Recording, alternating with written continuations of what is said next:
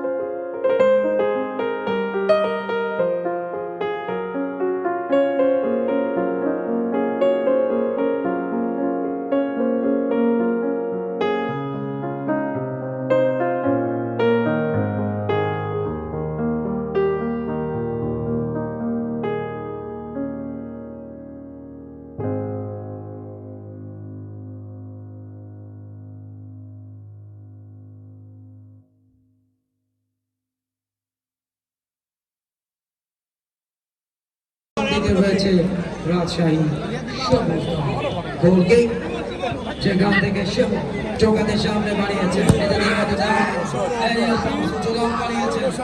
উদ্দেশ্য ছিল মাদল, তবে তাকে কড়া মার দিবে। মাদল থেকে সতীর্থ খেলোয়াড়, এর মধ্যে রাজশাহী লাল দলের আক্রমণ, গোলের খেলা ফুটবল সেখানে